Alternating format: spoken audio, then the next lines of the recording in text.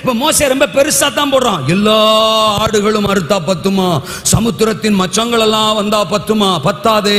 அப்ப நீ போட்டிருக்கிற பிளானே பெருசுதான். அதை உடைச்சு அதையும் தாண்டி ஹமாரா சேக்கே லேகே ரே ஹமல் துக்க மரா சேக்க போ. நீ தேவனுடைய மகிமையே. நான் இயேசுவா கொக்கனா எம்பிட்டு பெரிய அப்பாவை கும்பிடுறான்.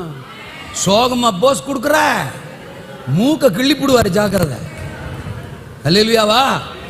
உன் சோகத்துல எங்கேயா உண்டு போடு. சந்தோஷமா இரு, மகிழ்ச்சியா இரு, பலனா இரு. கர்த்தருக்குள் மகிழ்ச்சியா இருப்பது நம்ம சாதிக்க போறோம், சாதிக்க போறோம்.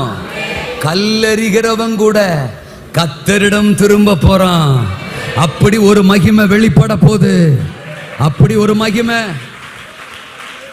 நம்ம கண்ணீர் கழிப்பாகிற மகிமை, நம்ம கால்குலேஷனுக்குள்ள அடங்காத மகிமை. என்ன நடக்கு 45ஆம் வசனத்துல, 45ஆம் வசனத்துல 43ல லாசருவே வெளில வாண்டாரு, மகிமையை காண்பான்னு சொன்னவர். இப்ப லாசர் வெளில வந்துட்டான். தோத்துறான். வந்த உடனே இப்ப என்ன நடக்கு? தோத்துறோம். 45 போட்டீங்களா? தோத்துறோம்.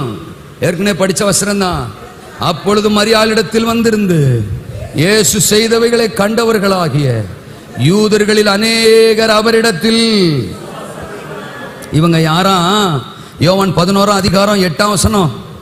ஆமா, யோவான் 11:7. அதன் பின்பு அவர் தம்முடைய சீசரை நோக்கி, நான் மறுபடியும் யூதேயாவுக்கு, எப்பா வாங்க யூதேயாவுக்கு போவோம், நமக்கு தகவல் வந்திருக்கு, மார்த்தாள் மரியாள் வீட்டில இருந்து, நம்ம போகணும் வாங்க அப்படின்னு கூப்பிடுறாரு.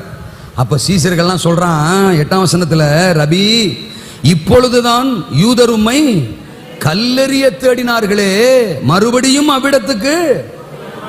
ஏப்பா இப்ப தானப்பா அந்த ஊருக்கு போனோம், நம்மளை எல்லாம் சேர்ந்து கல்லெறியதுக்கு கொல்றதுக்கு வந்தாங்களே, தப்பு சொம்பள ஓடியாந்தோம், அந்த ஊருக்கு மறுபடியும் போலாம்னு கூப்பிடுறீரே, உமக்கா நல்லா இருக்கா அப்படின்றான்.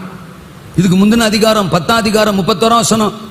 அப்பொழுது யூதர்கள் மறுபடியும் அவர் மேல் கல்லெறியும்படி கல்லுகளை என்ன செய்தார்கள்? வசனம் அப்படிதான் இருக்கு. கல்லெறிகிற கூட்டம்.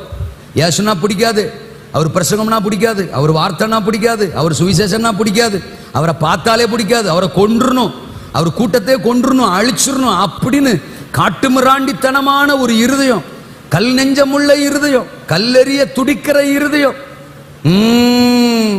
அப்படிப்பட்ட யூதர்கள் தான் ஆத்தாடி சோத்திரம் 4 நாளாகி நாரி போனவன்.